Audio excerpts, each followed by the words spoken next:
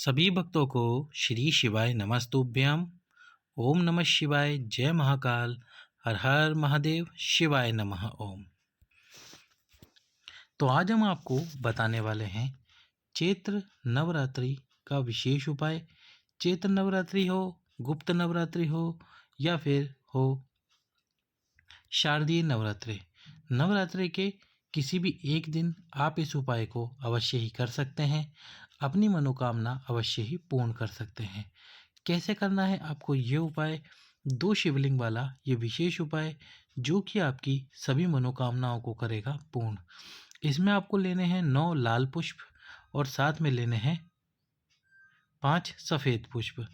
9 लाल पुष्प और 5 सफ़ेद पुष्प से करना है आपको ये उपाय।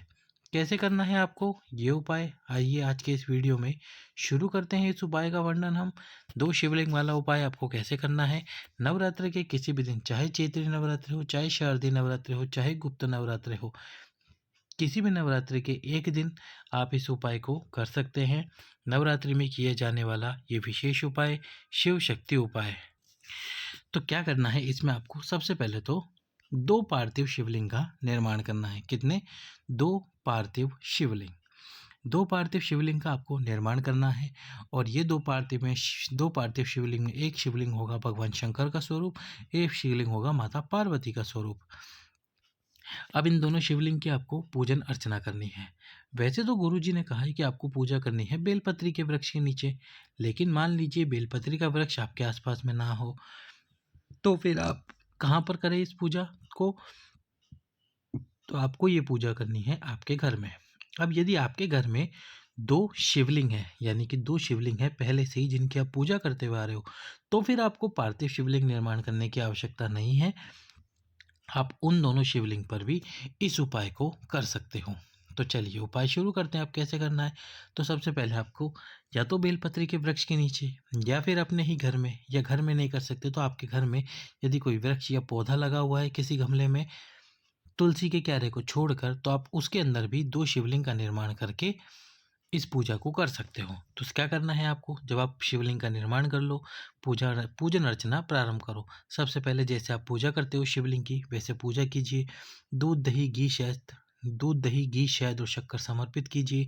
पंचामृत समर्पित कीजिए और इसके बाद में बाबा का अभिषेक कीजिए। अभिषेक करने के बाद में जो भी वस्तु आप समर्पित करना चाहते हो, बेलपत्र, पुष्प इत्यादि, वो सब समर्पित कर दीजिए।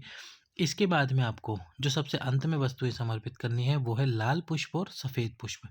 9 लाल पुष्प जो कि माता आद्य शक्ति, माँ जगत जननी वाले शिवलिंग पर, जिस शिवलिंग को आपने माता आद्य शक्ति का स्वरूप माना है, उस पर, और 5 सफ़ेद पुष्प जो कि भगवान शंकर यानी शिव जी का प्रतीक है, जो शिवलिंग उस पर। अब यदि आप 2 शिवलिंग का निर्माण ना कर सको तो एक शिवलिंग बनाओ और उसके पास में एक मिट्टी का पिंडी स्वरूप रख दीजिए, क्योंकि माता को पिंडी स्वरूप में भी पूजा जाता है। आपने देखा होगा वैष्णो देवी में माता पिंडी स्वरूप में ही है। तो आप एक छोटा सा पिंड के रूप में मिट्टी का डला रख सकते हैं। यदि आपके पास में समय की कमी है, 2 शिवलिंग का निर्माण आप नहीं कर सकते, और यदि कर सकते हैं तो अवश्य कीजिए। तो जो 9 लाल पुष्प आपको समर्पित करने हैं आपकी कामना बोलते हुए, वो आपको करने हैं माता पार्वती, माँ जगत जननी, माँ आद्य शक्ति वाले शिवलिंग पर, और जो 5 पुष्प आपको समर्पित करने हैं वो समर्पित करने हैं आपको भगवान शंकर वाले शिवलिंग पर। इसके बाद में आपको कुछ भी मीठे का भोग लगा देना है, चाहे गुड़ हो, शक्कर हो, जो भी आपके पास में मिश्री हो उसका भोग लगा दीजिए। और उसके बाद में आपको क्या करना है? 2 दीपक, एक लंबी बात का और एक गोल बात का। लंबी बात का माता पार्वती, माँ जगत जननी के लिए, और गोल बात का दीप भगवान शंकर के लिए। दोनों को प्रज्वलित कीजिए घी डालकर, और घी डालकर प्रज्वलित करके अपनी कामना बोलिए। कामना बोलने के बाद में आपको क्या करना है? जब ये दोनों दीप ठंडे हो जाए तो दोनों शिवलिंग का विसर्जन कर दीजिए। क्या कर दीजिए? शिवलिंग का विसर्जन कर दीजिए। यदि आपके घर पर शिवलिंग है 2 और आप उन शिवलिंग की पूजन कर रहे हो, क्या कर रहे हो? उन शिवलिंग की पूजन अर्चना कर रहे हो, उन शिवलिंग की पूजन कर रहे हो जो कि करते हुए आ रहे हो, और आप उन 2 शिवलिंग पे उपाय कर रहे हो, तब आपको 9 लाल पुष्प और 5 सफ़ेद पुष्प तो समर्पित करने हैं, लेकिन उन शिवलिंग का विसर्जन नहीं करना, क्योंकि वो आपके घर में विराजमान है शिवलिंग और आप उनकी कई वर्षों से पूजा करते हुए आ रहे हो। यदि आपने पार्थिव शिवलिंग का निर्माण किया है तो ही आप उन पार्थिव शिवलिंग का विसर्जन करोगे। क्या करोगे? विसर्जन करोगे।